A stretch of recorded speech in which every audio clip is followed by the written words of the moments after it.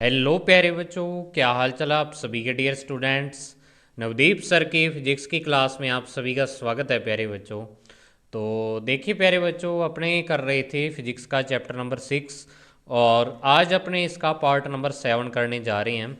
तो part number 7 में जो अपना टॉपिक है वो है विभवमापी का सिद्धांत, और एक इसके साथ ही जुड़ता टॉपिक है विभवमापी के साथ रखने वाली सावधानियाँ। ठीक है, तो वो इसी के अंदर ही आ जाता है, तो इन दोनों को डिस्कस करेंगे और इसके बाद ये चैप्टर मैं यहीं पे होल्ड करूँगा एक बार, क्योंकि ये चैप्टर मैंने आपसे पूछा भी था, एक पोल करवाया था टेलीग्राम चैनल पर, और उसमें मुझे 150 से लगभग ज़्यादा बच्चों ने, यही 150 से ज़्यादा बच्चों ने पोल किया, उसमें वोट किया, और अब तो 200 करीब होने वाला, और उसमें 70% से ऊपर बच्चों ने यही कहा कि सर चैप्टर नंबर 7 स्टार्ट करवा दो, इसको आपने लास्ट में करवा देना। देखो, मुझे भी पता है कि प्रैक्टिकल के आपके प्रैक्टिकल पेपरों के बाद होंगे, ठीक है, लेकिन पेपरों से पहले ये चैप्टर पूरा करवा दूंगा, क्योंकि प्रैक्टिकलों की जो रिहर्सल होती है वो पेपरों से पहले आपकी होगी इस बार। ऐसे मत समझना कि पेपरों के बाद ही सारा प्रैक्टिकल वाला काम चलेगा। वो हो सकता है कई स्कूलों में चले या और है, लेकिन ज़्यादातर आपके ऐसे ही होगा कि आपको पहले प्रैक्टिकल करवा देंगे, ठीक है ना। पेपरों के जस्ट बाद आपको प्रैक्टिकल की डेट आएगी और वो आपको देनी पड़ेंगी। तो कोई बात नहीं, मैं लास्ट में करवा दूंगा, आप बिल्कुल टेंशन फ्री रहो, इस बात की बिल्कुल टेंशन मत लो। और वो टॉपिक मैं ऐसे नहीं भी आपको वैसे छुड़वा रहा हूँ।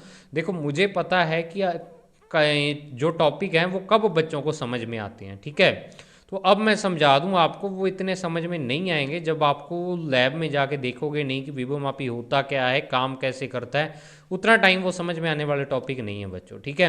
तो इस कारण मैं उनको एक बार होल्ड पे रख रहा हूँ। चैप्टर 7 इसके बाद अपने स्टार्ट करेंगे। तो चलिए आज स्टार्ट करते हैं आज की वीडियो एक नई एनर्जी के साथ। और आज ये टॉपिक मोस्ट इंपॉर्टेंट टॉपिक है पेपर के लिए आज से भी और प्रैक्टिकल के लिए आज से भी। तो चलिए स्टार्ट करते हैं इसे बच्चों एक नई एनर्जी के साथ। तो देखिए बच्चों, ये है विभवमापी का सिद्धांत, आज का टॉपिक है, ठीक है, प्रिंसिपल ऑफ पोटेंशियोमीटर। तो इसमें क्या होता है कि विभवमापी का सिद्धांत क्या है, विभवमापी से अपने क्या कर सकते हैं, मैंने आपको कहा था अगर सामान्य भाषा में बोले तो वोल्टता ज्ञात कर सकते हैं। अब वो वोल्टता किसी की भी हो सकती है, किसी प्रतिरोध के सिरों पर हो सकती है, किसी सेल की वोल्टता हो सकती है, कुछ भी आप विद्युत वाहक बल या विभवांतर या वोल्टता, इसको आप ज्ञात कर सकते हैं, ठीक है।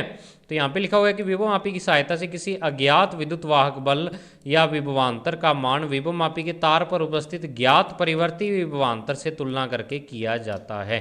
यानी विभवमापी की सहायता से अपने किसी अज्ञात, यानी जो वोल्टेज या आप कह सकते हो विभवांतर अपने को नहीं पता, उसको आप ज्ञात कर सकते हो। और कैसे ज्ञात करते हो कि वो तो ज्ञात अज्ञात होता ही है, उसको तो ज्ञात करना ही होता है, लेकिन अपने क्या करते हैं कि जो विभवमापी के तार पर वोल्टेज आ जाती है कुछ, ठीक है। वो वोल्टेज कैसे आती है, अभी आपके सामने ही आगे सर्किट डायग्राम है, इसमें अपने पढ़ेंगे। तो वो अपने को पता होता है भी विभवमापी की जो तार पर है वो वोल्टेज कितनी है, तो उस वोल्टेज से तुलना करके या उस विभवांतर से तुलना करके अपने क्या करते हैं, अज्ञात विद्युत वाहक बल या विभवांतर का मान ज्ञात करते हैं। मतलब एक तो अपने को वोल्टता पता होती है, दूसरी उसकी तुलना करके या उसका यूज करके अपने ज्ञात करते हैं। तो विभवमापी का सिद्धांत क्या है, और ये क्वेश्चन आपका सबसे ज़्यादा प्रैक्टिकल में और सबसे ज़्यादा बोर्ड एग्जाम में पूछा जाने वाला क्वेश्चन है। इसको आप मोस्ट इंपॉर्टेंट लगा दो, क्योंकि इस चैप्टर से छोटे क्वेश्चन आएंगे, तो आपको ये अगर मान लो छोटे 1 नंबर वाले में आ सकता है ये क्वेश्चन, तो आपको ये मोस्ट इंपॉर्टेंट है, ठीक है। क्या कि विभवमापी में अविक्षेप की स्थिति में अज्ञात विभवांतर का मान ज्ञात विभवांतर के समान होता है, यही इसका सिद्धांत है। अब आप कहोगे कि सर अविक्षेप की स्थिति क्या होती है, तो वो अभी अपने जो ये विधि पढ़ने जा रहे हैं ना, इसमें पढ़ेंगे अविक्षेप की स्थिति क्या होती है। तो आपको याद रखना है कि विभवमापी में अविक्षेप की स्थिति में क्या होता है, जो ज्ञात विभवांतर अपने को पता होता है, जिस विभवांतर या वोल्टेज का मान वो अज्ञात विभवांतर के बराबर होता है। अविक्षेप मतलब कौन सी स्थिति, जिसमें विक्षेप नहीं होता। अब किसमें विक्षेप नहीं होता, वो इस प्रैक्टिकल में गैल्वेनोमीटर लगा होता है, उसमें विक्षेप नहीं आता। अब देखो कैसे भी, इस अविक्षेप की स्थिति का मतलब क्या है वो पढ़ लो आप यहाँ पे, ठीक है। और अपने ज्ञात कैसे करते हैं, जो ये विभवमापी का सिद्धांत वाली लाइन पढ़ी ना आपने, भी क्या करते हैं, अविक्षेप की स्थिति में क्या करते हैं, जो ज्ञात विभवांतर है वो अज्ञात विभवांतर के समान होता है। अब वो कैसे होता है समान, वो इस प्रैक्टिकल के थ्रू आपको करते हैं, प्रैक्टिकल के थ्रू अपने जानते हैं इसको। अपने क्या करते हैं कि ये एक परिपथ बनाते हैं। सबसे पहले ये परिपथ बनाना कैसे है वो समझ लो आप। अपने क्या करते हैं, ये ए बी एक विभव मापी है।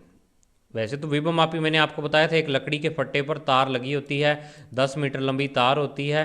तो ये दो जो ए बी पॉइंट है ये इसके दो टर्मिनलों को बता रहे हैं, क्योंकि आपको पता है ए से तार शुरू होती है और ऐसे घूम घूम आके यहाँ पे ऐसे बी पर आके वो पूरी हो जाती है।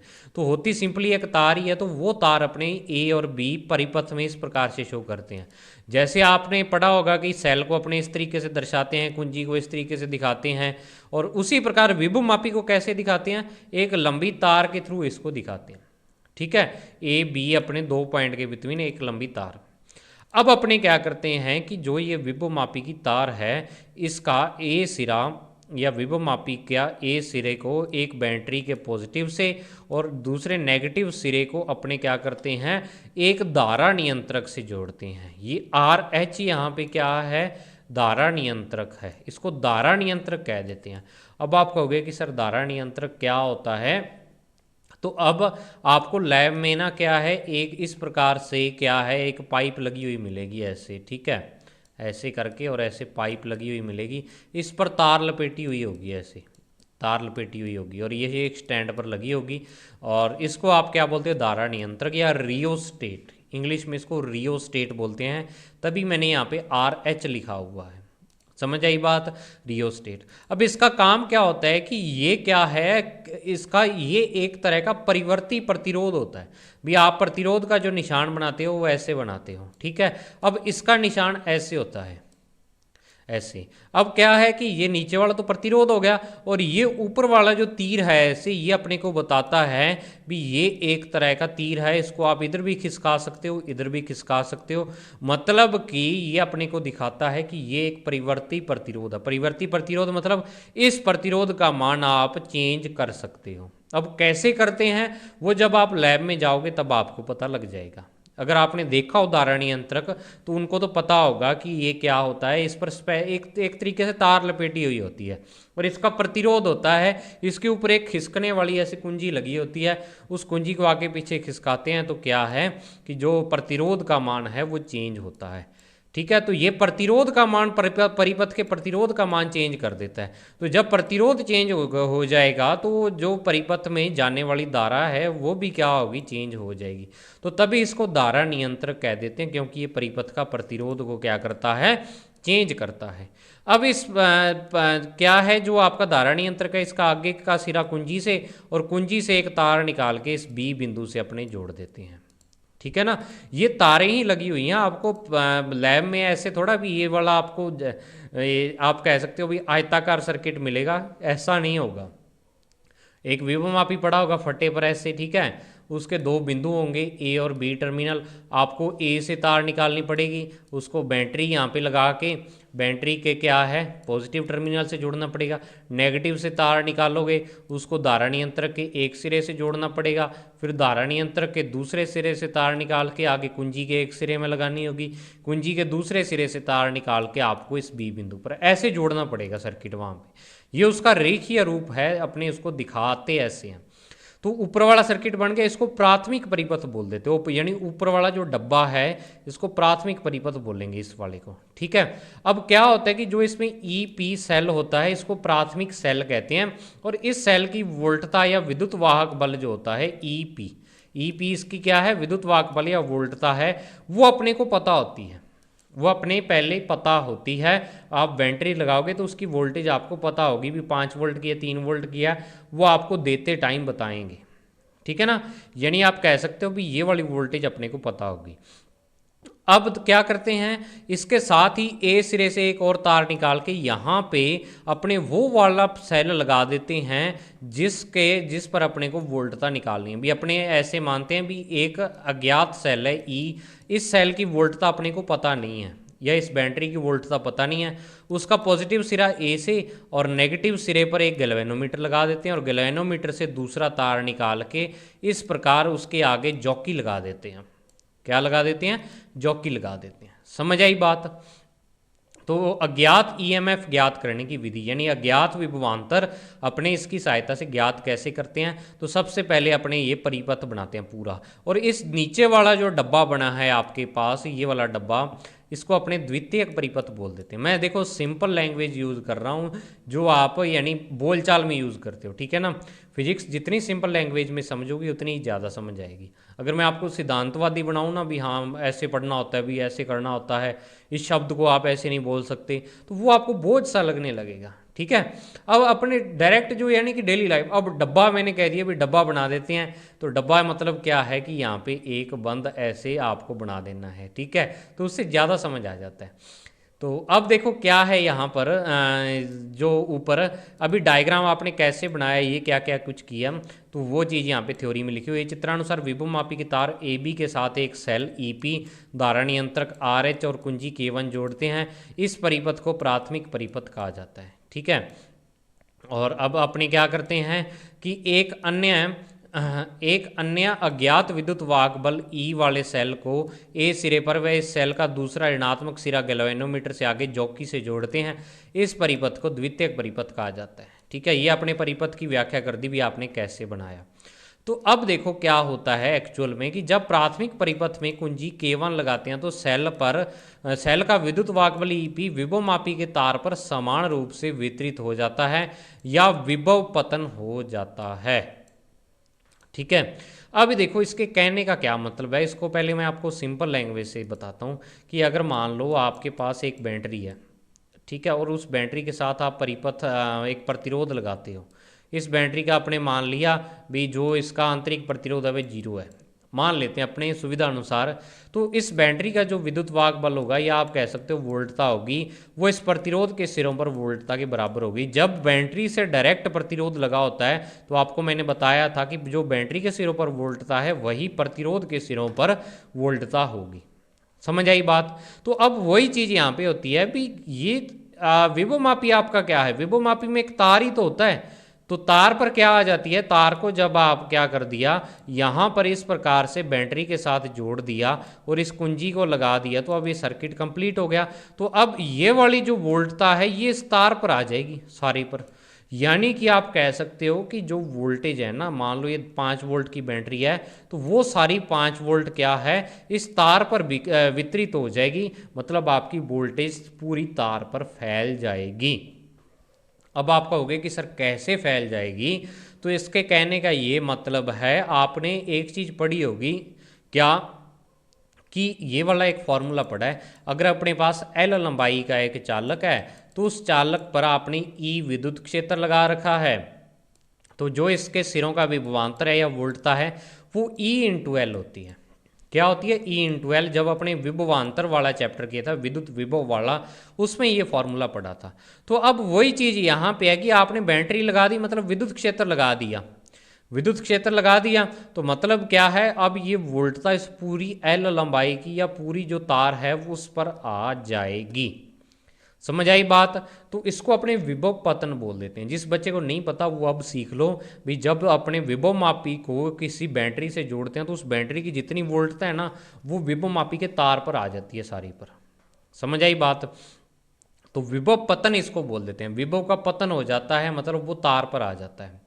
अब नेक्स्ट देखो क्या है इसमें लिखा हुआ कि यदि विभवमापी के तार की लंबाई कैपिटल एल लो, कैपिटल एल आपको यहाँ पे विभवमापी के तार की लंबाई लेनी है, तो यहाँ पे एक परिभाषा देते हैं और ये भी आपकी मोस्ट इंपॉर्टेंट परिभाषा है। मैंने आपको तभी ये वाला टॉपिक मोस्ट इंपॉर्टेंट बताया था क्योंकि इस टॉपिक में 2-3 चीज़ें ऐसी हैं जो बहुत ही ज़्यादा इंपॉर्टेंट है, पेपर में खासकर पूछी जाती हैं।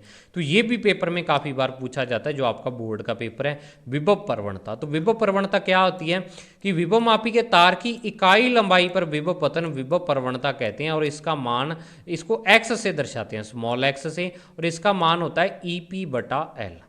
अब क्या होता है कि मान लो आपने यहाँ पर 20 वोल्ट की बैटरी लगा रखी है, 20 वोल्ट की बैटरी, और आपकी जो विभवमापी की तार है वो कितनी होती है, 10 मीटर की होती है, आपको पता ही है। अब आपको कह दें कि इसकी विभव प्रवणता क्या होगी, तो विभव प्रवणता होती क्या है कि विभव मापी के तार की इकाई लंबाई पर विभव पतन या वोल्टता का मान, उसको अपने क्या बोल देते हैं, विभव प्रवणता। तो अब अगर x का मान कहूँ तो आप कहोगे कि सर 20 वोल्ट और 10 मीटर की तार है, तो 1 मीटर पर 2 वोल्ट आ गया विभवांतर या विभव, ठीक है।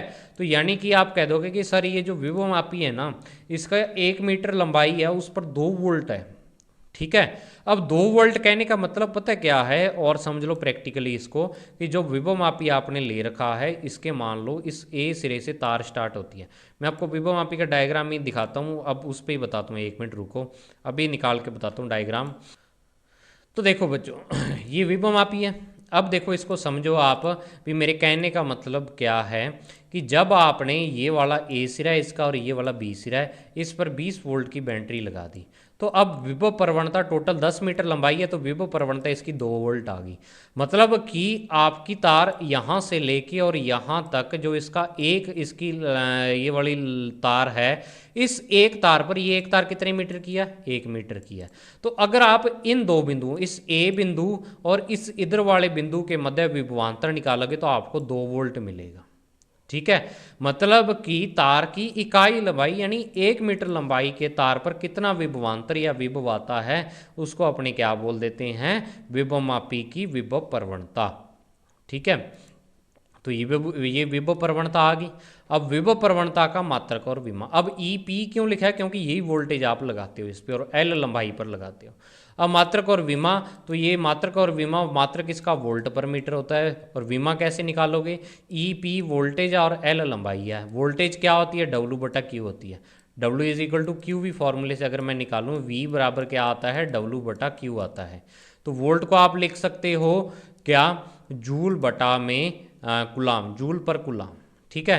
तो W बटा क्यू इंटू एल। अब W की विमा आपको पता है, Q की पता है, L की पता है, रखो यहाँ पे, और ये इसकी क्या आ जाएगी, विमा। ये बुक में नहीं दी हुई है, मैंने अपनी तरफ से लिखी हुई है, इसको लिख लेना, ठीक है। तो अब ऊपर वाले अगर फॉर्मूले से मैं निकालूँ यहाँ पर कि इस ई पी का मान, तो आप कहोगे कि इस x इंटू एल के बराबर होता है, और यही क्या है कि ए और बी बिंदुओं के मध्य विभवांतर है। यानी कि क्योंकि आपको पता है ये पूरी विभवमापी की 10 मीटर लंबी तार है, तो 10 मीटर लंबी तार है, तो ये क्या हो जाएगा, इस ए और बी के मध्य टोटल विभवांतर है वो इस ई पी के क्या हो जाएगा, बराबर हो जाएगा। समझ आई बात। तो तभी वी ए बी लिखा है। अब नेक्स्ट चीज इन्होंने क्या दी हुई है कि यदि विभवमापी के तार का प्रतिरोध R हो और प्रवाहित होने वाली धारा I हो, तो A और B के मध्य विभवांतर तो V बराबर IR होना चाहिए, VAB। भाई जो आपके विभवमापी है उसकी जो तार है ये वाली AB, टोटल 10 मीटर वाली तार, इस तार में I तो धारा प्रवाहित हो रही है और R इसका प्रतिरोध है, तो जो इसके सिरों का विभवांतर है यानी VAB है वो IR होना चाहिए। लेकिन आप कह रहे हो कि VAB है वो X इंटू एल के बराबर आ रहा है, ये भी क्या आ रहा है, x इंटू एल के बराबर आ रहा है, ये देखो। तो मतलब कि ये जो समीकरण 1 और 2 है ये दोनों बराबर हैं, और यहाँ से अपने पास एक सूत्र आ जाता है एक्स एल बराबर आई आर। तो x बराबर आई आर अपॉन एल, और r अपॉन एल को अपने आर एम लिख देते हैं। आर एम क्या है, यहाँ पे विभवमापी की तार की इकाई लंबाई का प्रतिरोध, यानी जो 1 मीटर लंबाई का प्रतिरोध है उसको अपने आर एम बोल देते हैं, ठीक है। लेकिन जो इंपॉर्टेंट फॉर्मूला है वो ये वाला है, ये वाला आई आर अपॉन में एल, एक्स बराबर आई आर अपॉन एल। समझ आई बात न्यूमेरिकल के लिहाज से। अब नेक्स्ट क्या है यहाँ पर, अब माना, अब अपने मान लेते हैं, ये तो चलो x की बात होगी, x एक अपने को राशि परिभाषित करनी थी और ये जरूरी भी है परिभाषित करनी, ठीक है ना। तो x का मान निकालिए, x बराबर आपने पता कर लिया अभी क्या होता है, या आप कह सकते हो कि अगर मान लो विभवमापी पर कोई और दो बिंदु हो, देखो ये तो क्या है, आपने एक चीज़ यहाँ पे पढ़ी वो मैं आपको बताता हूँ कि वी ए बी है जो आपका, ये पूरी विभवमापी की तार है 10 मीटर लंबी, ठीक है। और इसका जो विभव प्रवणता जो इसकी सॉरी वोल्टेज का मान है x इंटू एल के बराबर है, यानी विभवमापी की विभव प्रवणता और उसकी लंबाई के बराबर है। अब आपको कहूँ मैं कि मेरे को तो पूरी तार पर विभवांतर नहीं ज्ञात करना, मेरे को तो बस इतनी लंबाई का ज्ञात करना है, तो आप क्या करोगे, x लिखोगे और साथ में उतनी लंबाई लिख दोगे जितनी ये वाली लंबाई है।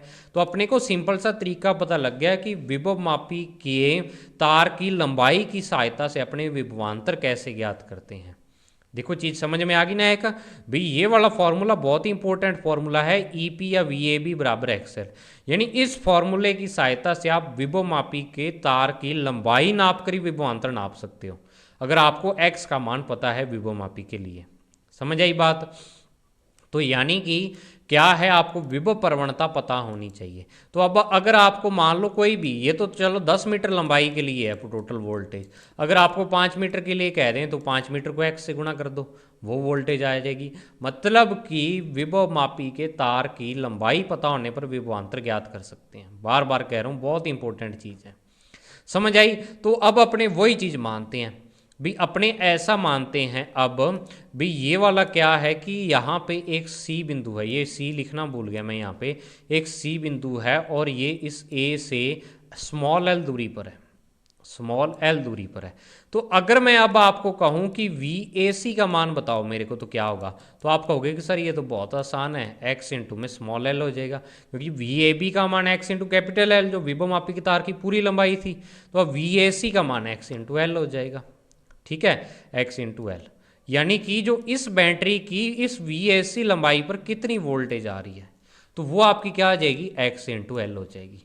अब अपने क्या करते हैं कि यहाँ पर ये वाली जो गैल्वेनोमीटर है, इसके साथ आगे जॉकी जुड़ी हुई है, इस जॉकी को उठाते हैं और सबसे पहले इस बिंदु पर लगाते हैं इधर कहीं। तो आप देखोगे कि ये जो गैल्वेनोमीटर है ना, इसमें विक्षेप आएगा, या तो इधर आएगा या इधर आ जाएगा, किसी दिशा में आएगा। ठीक है, और इस साइड जब लगाओगे तो इस साइड आपका विक्षेप चेंज हो जाएगा। मान लो इस साइड जाने पर इधर आ रहा है और इस साइड जाने पर इधर आ रहा है, तो अब आपको बीच में एक ऐसा बिंदु मिलेगा जहां पर तार पर लगाओगे आप, तो वहां पर गैल्वेनोमीटर में विक्षेप 0 हो जाएगा। ठीक है, और मान लिया कि ये वाली दूरी एल लंबाई पर है, तो ये विभवमापी का अब सिद्धांत देखो क्या है कि जब आपका गैल्वेनोमीटर में विक्षेप 0 होगा, उसकी सुई नहीं हिलेगी, तो वो लंबाई आपको नोट करनी है और उस लंबाई को नोट करके आपको एक्स से गुणा कर देना है, तो वो आपका विभवांतर आ जाएगा। और ये वाला विभवांतर देखो आएगा तो विभवमापी की तार का, लेकिन ये विभवांतर इस अज्ञात विभवांतर के समान होगा। कैसे भी? आपको जॉकी लगा के और अविक्षेप की स्थिति निकालनी है। उस अविक्षेप की स्थिति में देखो क्या होगा कि इस बैटरी का जितना विभवांतर इस तार पर आएगा, वो विभवांतर इस बैटरी के सिरों के विभवांतर के समान हो जाएगा। तो अब होगा क्या यहाँ पे समान होने पर कि जो आपका गैल्वेनोमीटर है उसमें विक्षेप 0 हो जाएगा, उसमें कोई धारा प्रवाहित नहीं होगी। ठीक है भैया, आपने 5 वोल्ट की बैटरी मान लो यहाँ पे, मतलब अब 5 वोल्ट का विभवांतर यहाँ पे और 5 वोल्ट का यहाँ पे है, तो अब धारा जाए किधर? जब दोनों हो ही बैटरियाँ समान गई, तो वह बैटरी जो आपकी धारा है वो जाएगी किधर? तो इस कारण क्या होता है कि अपने परिपथ में जो विद्युत धारा है वो बहनी बंद हो जाती है इस स्थिति में, तो और इसे अविक्षेप की स्थिति कहा जाता है। तो अब देखो वही चीज़ यहाँ पे लिखी है कि ए और सी के मध्य विभवांतर अपने एक्स एल है, और आप देखो वी ए सी बराबर जो यहाँ पे है समानुपाती एल है, वह यह है ज्ञात व परिवर्ती विभवांतर है, वी ए सी है जो, इसको अपने एल लंबाई पर यह डिपेंड करता है। एल लंबाई बदलने पर वी ए सी का मान चेंज हो जाएगा। अब यदि माना सी बिंदु पर धारामापी में विक्षेप शून्य प्राप्त होता है, तो इसे अविक्षेप बिंदु कहते हैं। मैंने अभी आपको बताया अविक्षेप की स्थिति या अविक्षेप बिंदु, तथा लंबाई ए सी बराबर एल को विभवमापी के तार की संतुलन लंबाई कहते हैं, बैलेंसिंग लेंथ कहा जाता है। तो संतुलन लंबाई की अवस्था में, अब ये देखो मैंने इंपॉर्टेंट लाइन लिखी है, अवस्था में द्वितीयक परिपथ में लगे सेल का विद्युत वाहक बल E विभवमापी के तार के ज्ञात विभवांतर AC के समान होता है, तो E का मान AC के समान होगा और XL आ जाएगा। तो अब देखो ये चीज़ें आपके, अगर जिस बच्चे ने प्रैक्टिकल नहीं किया, उसने पहले वाली वीडियो नहीं देखी, एक बार उसको अजीब लग सकता है, लेकिन मेरी गारंटी है जब आप विभवमापी देख लोगे, उसको चलाना सीख जाओगे, तो तब आपकी ये चीज़ें बहुत ही जल्द समझ आ जाएंगी। आपको देखो क्या करना है, बस जॉकी को उठा के और विभवमापी के जो 10 तार होते हैं ना, उस 10 तारों में यहाँ पे देखो मान लो ये ऐसे तार हैं, पहली तार पर लगाया, आपका गैल्वेनोमीटर इधर गया, दूसरी पर लगाया, फिर उसमें विक्षेप हुआ तो थोड़ा कम, ये बिल्कुल अविक्षेप की स्थिति है मान लो यहाँ पे।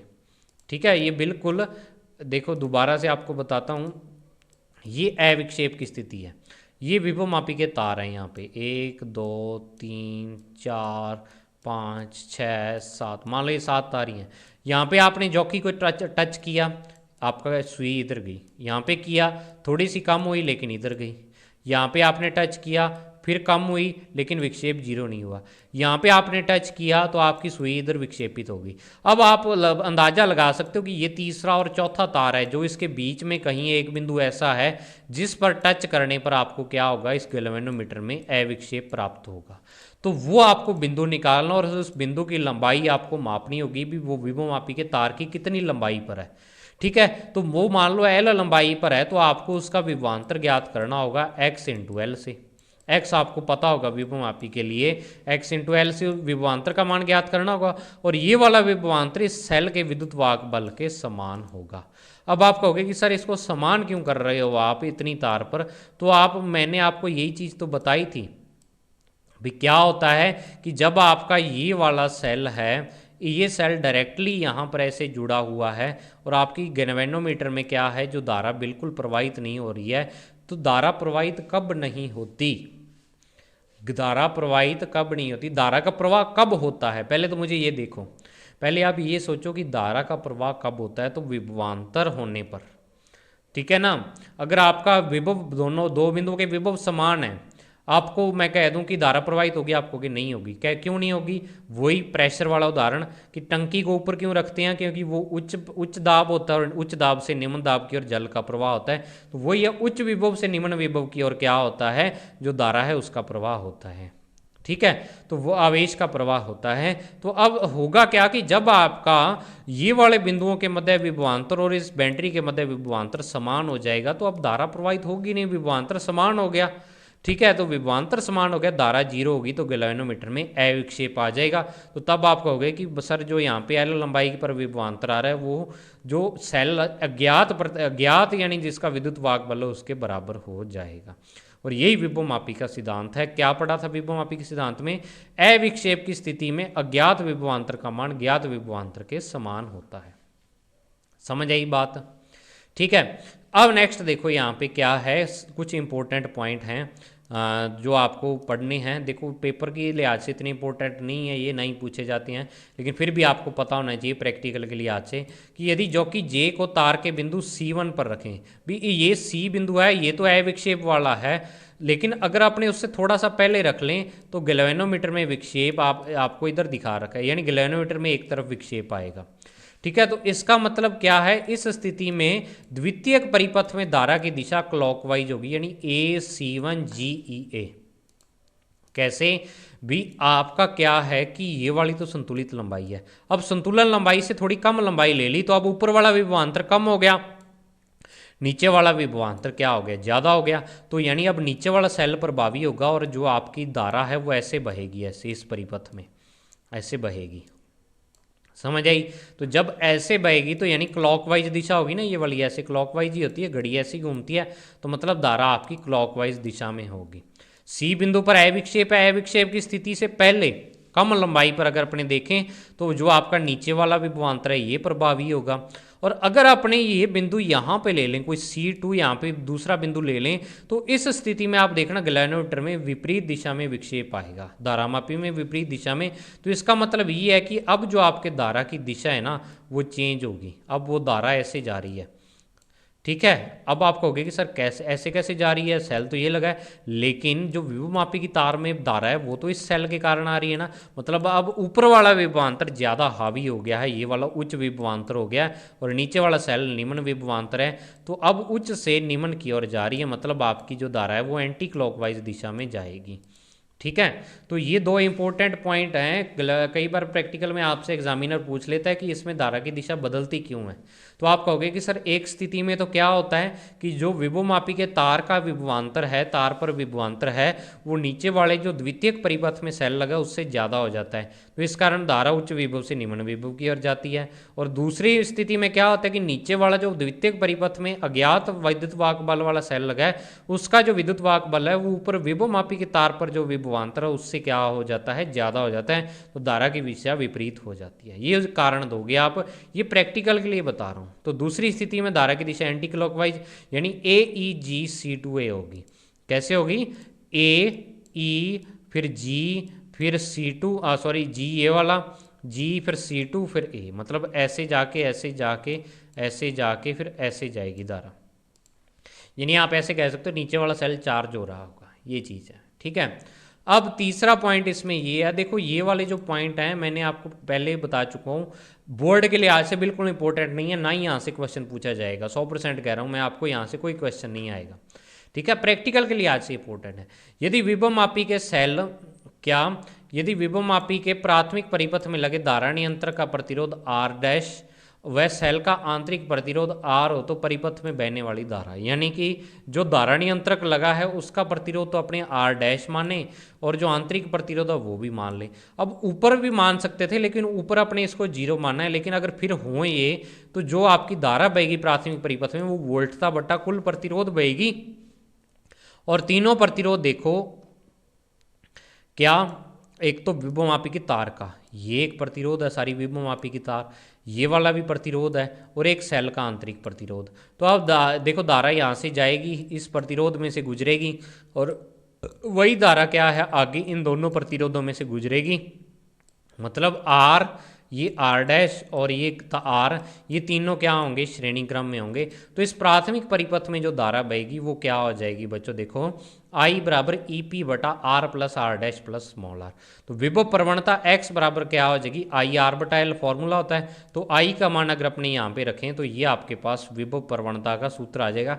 ये 100% सही सूत्र है, लेकिन अपने ये वाला सूत्र यूज़ नहीं करेंगे क्योंकि R डैश का मान आप इतनी जल्दी नहीं ज्ञात कर सकते, ना ही अपने करते हैं, और R का मान भी आप सेल ऐसे, यानी ये फॉर्मूला कॉम्प्लिकेटेड है लेकिन 100% सही रिजल्ट देता है, लेकिन इसको अपने यूज नहीं करते, चलो दिया हुआ है।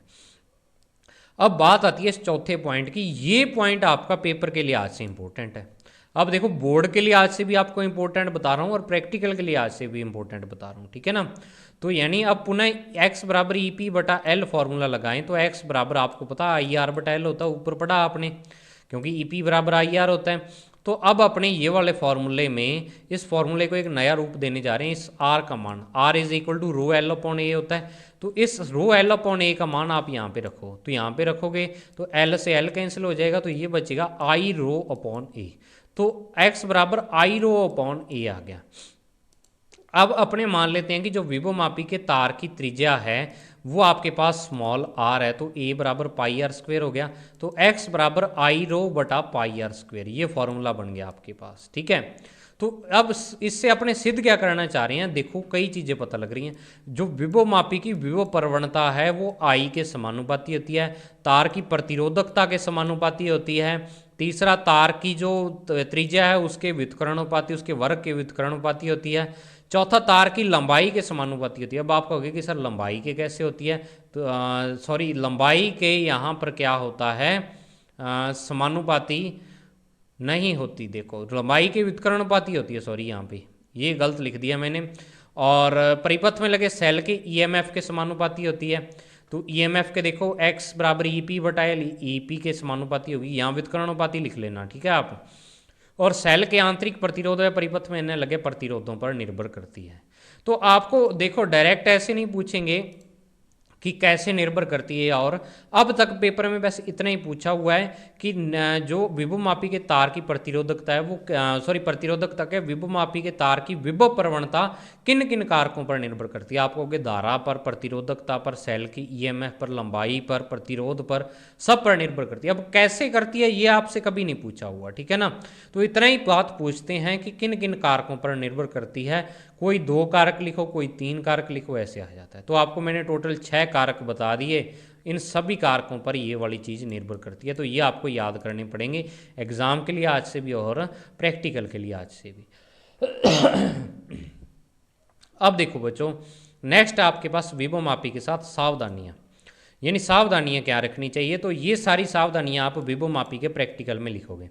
पहली सावधानी, प्राथमिक परिपथ में लगे, और ये सबसे इंपॉर्टेंट सावधानी है, मोस्ट इंपॉर्टेंट, क्या कि प्राथमिक परिपथ में लगे सेल का विद्युत वाहक बल सदैव द्वितीयक परिपथ में लगे सेल से अधिक होने चाहिए, अन्यथा शून्य विक्षेप की स्थिति नहीं मिलेगी।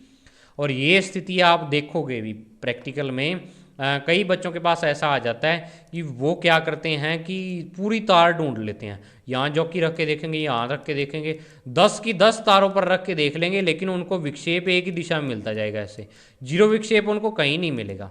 तो इसका मतलब पता क्या होता है, इसका मतलब ये होता है कि जो आपका ये प्राथमिक परिपथ में सेल लगा है, इसकी जो वोल्टता है इस वाले सेल से कम है, मतलब ये 4 वोल्ट का ही है, ये 5 वोल्ट का है। ठीक है, तो अब देखो ये वाला अगर 4 वोल्ट का है तो इस सेल पर ये जो विभव मापी है इसकी तार पर टोटल वोल्टता कितनी होगी, 4 वोल्ट होगी।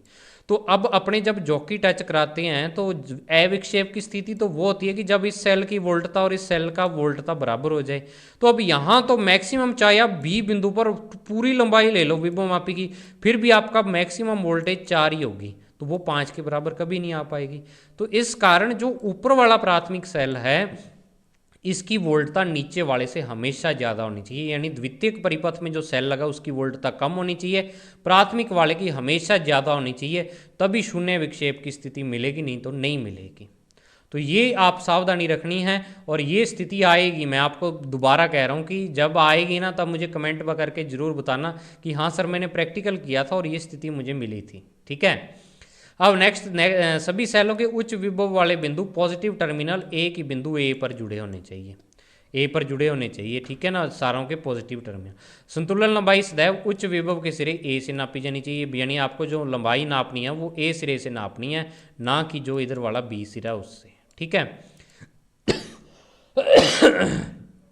चौथा, विभव मापी के तार की मोटाई एक समान होनी चाहिए, अन्यथा विभव प्रवणता एक्स का मान सभी जगह समान नहीं होगा। ठीक है, यानी मोटाई बदल गई तो क्या हो जाएगा, आपको पता है त्रिज्या चेंज हो जाएगी, और त्रिज्या चेंज होगी तो एक्स का मान चेंज हो जाएगा। पांचवा, विभव मापी में अधिक देर तक धारा प्रवाहित नहीं करनी चाहिए, नहीं तो उसके तार का प्रतिरोध बदल जाएगा, जिससे विभव प्रवणता का मान भी बदल जाएगा। तार का प्रतिरोध बदलने से भी विभव प्रवणता का मान चेंज हो जाएगा। तो ये देखो बच्चों, पूरा 4 पेज का ये टॉपिक था, और इसमें सारी चीज़ मैंने आपको बता दी। जो बच्चे कहते हैं इंपॉर्टेंट क्वेश्चन बता दो सर, ये बता दो, प्रैक्टिकल में क्या आएगा वो बता दो, तो वो सारी चीज़ें मैंने इसमें डिस्कस कर दी बच्चों।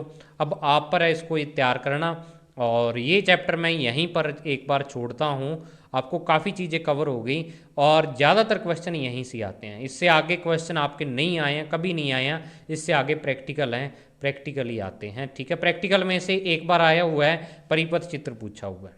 ठीक है, तो वो प्रैक्टिकल जब आप करोगे मार्च या अप्रैल में या मार्च में मैं करवा दूंगा, यानी जब मेरे को सही लगेगा कि हाँ आपके स्कूल में प्रैक्टिकल हो गए, मैं आपसे पोल करवा के पूछ लूँगा कि जो जो बच्चों के स्कूल में प्रैक्टिकल हो गए हैं, वहाँ पोल में पता लग जाएगा कि किसके स्कूल में हो गए हैं, कितने किसके नहीं, तो उस हिसाब से मैं करवा दूँगा, वो निश्चिंत रहो। अब लग जाओ 7वें चैप्टर पर, क्योंकि इस चैप्टर में से 2 या 3 नंबर का आना है, तो उस 2 या 3 नंबर में से 2 नंबर तो पक्के हो गए हैं। अगर 2 का आएगा तो पक्के हो गए हैं, अगर 3 का आएगा तो हो सकता है कोई एक आधे नंबर का रह रहा हो आगे वाले टॉपिक में से, नहीं तो 90 से 95% चांस यही है कि जितना चैप्टर अब तक आपको करवा दिया बोर्ड के पेपर में ही यहाँ से आएंगे। प्रैक्टिकल में चेंज हो सकता है, प्रैक्टिकल में आगे वाले टॉपिक काम में आएंगे। ठीक है ना, तो वो मैं ज़रूर करवाऊंगा, तो आप हौसला बनाए रखो। और नेक्स्ट 7th चैप्टर जरूर करेंगे अपने। 7th चैप्टर नंबरों के लिहाज से भी काफ़ी नंबरों का है, तो उसको करना बहुत तरीके से आ। और एक नई ब्रांच स्टार्ट होगी फिजिक्स की, जिसको अपने बोलेंगे मैग्नेटिज्म, और बहुत ही बढ़िया ब्रांच है वो भी। अभी तक अपने स्टैटिक चार्ज के बारे में पढ़ा था, अब मैग्नेटिज्म मूविंग चार्ज के बारे में पढ़ेंगे। और जो बच्चे मुझे ये कह रहे हैं कि सर सिलेबस के अकॉर्डिंग कराओ, नए सिलेबस के, तो ये नए अकॉर्डिंग सिलेबस के अकॉर्डिंग ही है। अब तक चैप्टर में जितना कुछ करवाया नए सिलेबस में, वैसे इस चैप्टर में से एक टॉपिक कटा है, विभव मापी से सेल का आंतरिक प्रतिरोध ज्ञात करना, वो मैं नहीं करवाऊंगा। ठीक है ना, बाकी सारे टॉपिक आपके हैं सिलेबस में।